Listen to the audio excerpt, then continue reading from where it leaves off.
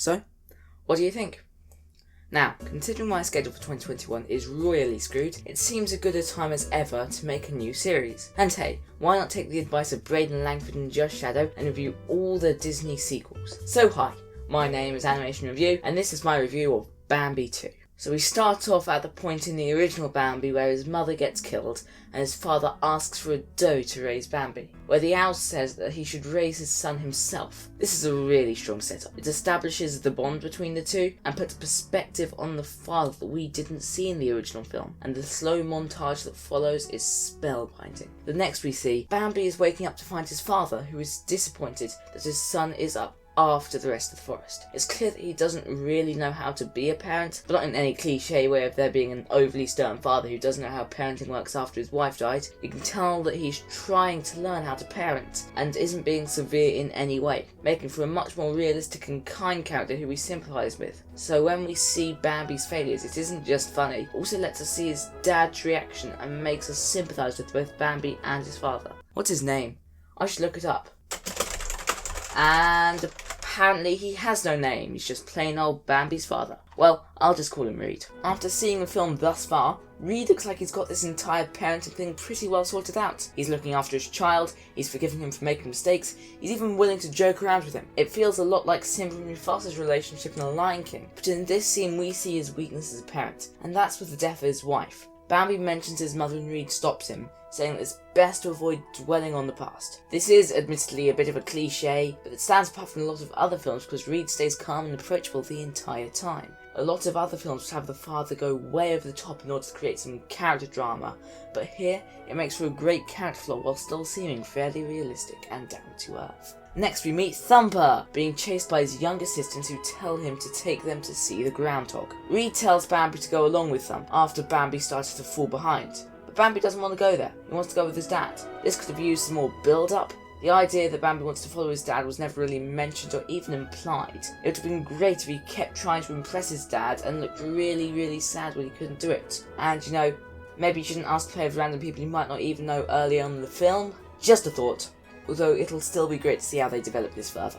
So, people wanted to see the groundhog to tell whether or not it's spring yet. But in the scene we get introduced to another character. Ronald? I'll just go with Ronald. Why not? We're introduced to Ronald, Stab and Jab, who of course start spreading the lie that he saw a man that way. Is this how the plot's going to progress? Okay. Bambi? Isn't that a girl's name? I am right there with you on that one. After this, everyone gets called home by their mums, except for Bambi. He has to wait alone. But next, there's a scene where Bambi sees his mother and talks to her, and it's handled really oddly. It's not a bad scene, but it's unusually paced. Instead of him playing with his mum, trying to spend as much time as possible with her as is normal for these sorts of films, he, for some reason, gets closure from her at the 22-minute mark. It turns out to just be a dream sequence the whole time, but Bambi knew that, mentioning that his mum is dead throughout the sequence. This is where Bambi hears a call that says, "I'm here." Bambi calls out to the voice, hoping to find his mother, chasing after the voice, just to find nothing, calling out one more and hearing it again, and continuing to chase after it. When a pack of dangerous hunting dogs chase after him, when he stands still and petrifies. But it isn't long before Reed comes and saves the day, fighting off the dogs, before seeing an amazing parallel to the first film with a running scene similar to the one that killed Bambi's mother. Luckily though, this time no one gets killed. In this next scene, Reed tells Bambi off running away from the point with the groundhog, and tells him that it was a person who was calling out for Bambi. But that's not what I want to talk about here, because this scene gives me the perfect excuse to talk about something that has been a constant throughout the film. The beautiful animation, the way their eyes express every thought running through their head, the way their movements express everything they feel. This film, from an animation standpoint, is masterful, as if Beauty and the Beast mixed in with Bambi, and it can make decent to good scenes like this one become masterful scenes that show how wonderful animation can be. And at the end of that scene, we see Reed telling the owl that spring is near and it's time to find Bambi a new home. The next scene, it is spring, and Bambi wants to go with his father on the watch, but Reed says that Bambi should stay near the den, which saddens Bambi, who wants to go with his father. Again, this feels more like a plot device used to shift the focus onto Bambi, which is a shame as I sympathised a lot more with his dad, but it does still hold some promise. So next, Bambi is being approached by Thumper, who asks him what's wrong. Bambi confides to him and Flower that he wants to seem brave, like his father's synonyms, like his paterfamilias. that'll do. And so Thumper decides to teach his good friend how to be brave. I'm not a huge fan of these sorts of plot points, they seem more like a cliche, and they work better in 22-minute sitcom episodes. Then again, that's about how much time we have left in the film, so that might be the case. After being scared off by a porcupine, they find Reed. While Thumper and Flower suggest running away before they get found, Bambi decides to confront the porcupine in front of his Baguetta, in order to convince him that he's brave.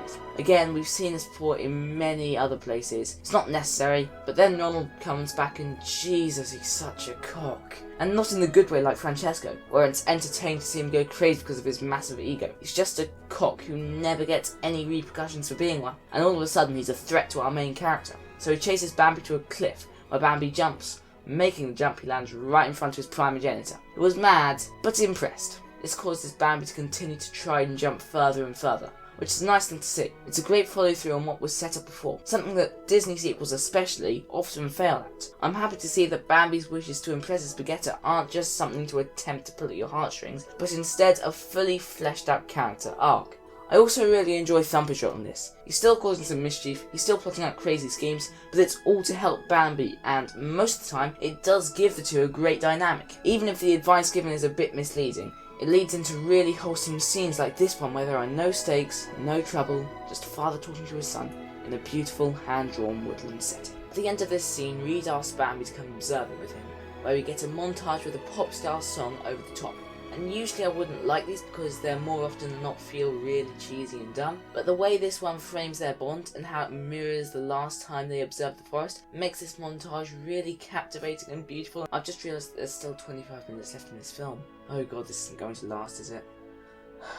And of course we end the day with a classic element of parenting, that being, his child can't sleep. Despite the overdone trope of parenting, I really like this. It's great to see it end with us finding that Reed is still suffering from the grief of losing his wife. It shows that he isn't just a completely stoic one-known character, and the fact that we see all of this while hearing minimal dialogue just speaks for itself. The next day, Bambi and Reed are playing, having fun, and oh shit, the replacement mum is here! So while I'm not the biggest fan of this misunderstanding trope, I see why it was necessary here. And it's so gut-wrenching to see his father make the decision, and then watching him go over the horizon with his mum. But then it steps up a notch.